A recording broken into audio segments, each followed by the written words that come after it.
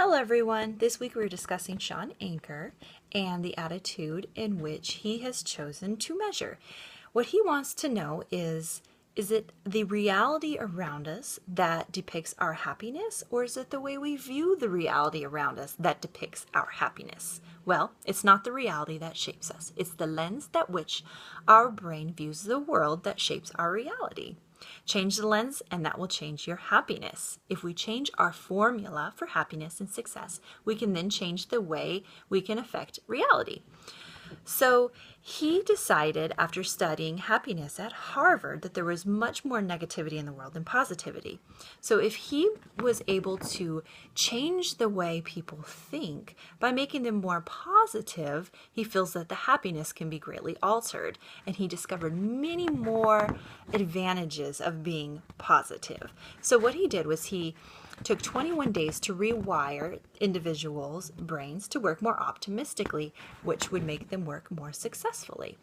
He had them write 3 new things they were grateful for every single day.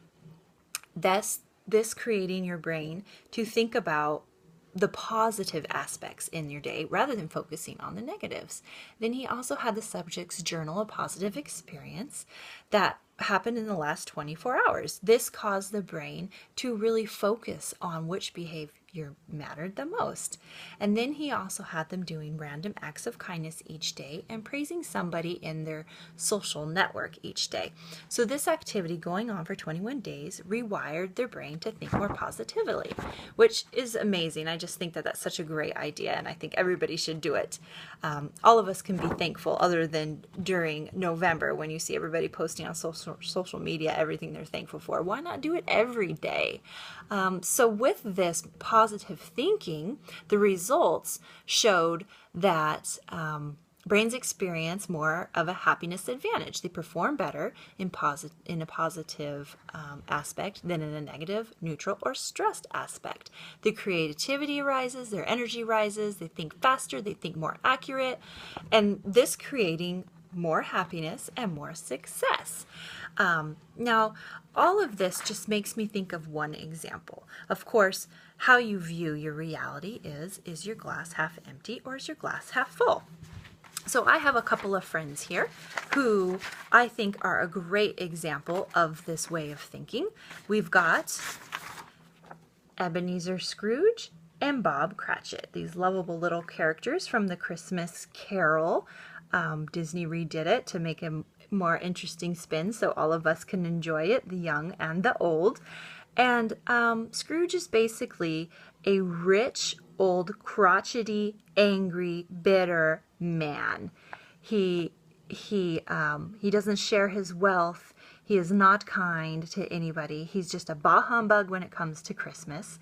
And then he's got poor Bob Cratchit here, his loyal employee who is working these long hours in a dim, cold office cell, and he barely gets paid enough to give his family a proper Christmas dinner.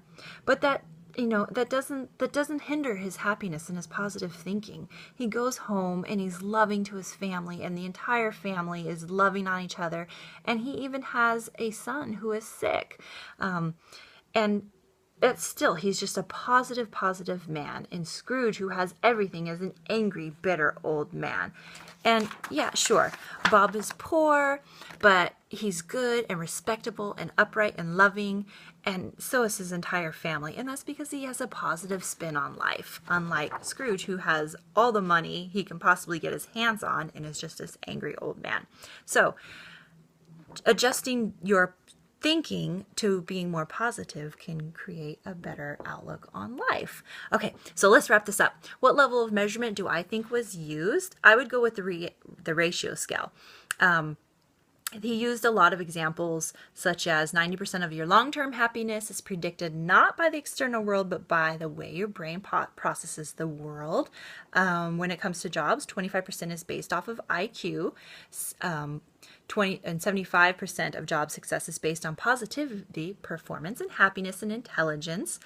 So he used a lot of percentages there, depicting the ratio scale.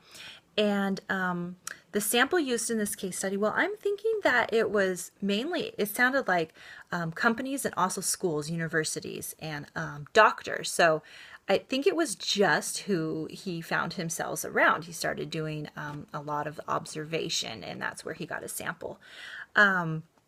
And then also that's where he conducted his field work. It wasn't quite clear on how many he studied, but possibly he got his numbers from all around him at the institution and the corporations that he visited, and possibly did focus groups, surveys, interviews, questioning personnel. So that is basically what I got out of the video. It was very interesting. I think we all have a lot to learn from it and be more positive. And you know, it's like a boomerang effect. Whatever you put out will come back to you. So try to be more positive, and people will be more positive to you. Okay, thanks guys. Bye bye.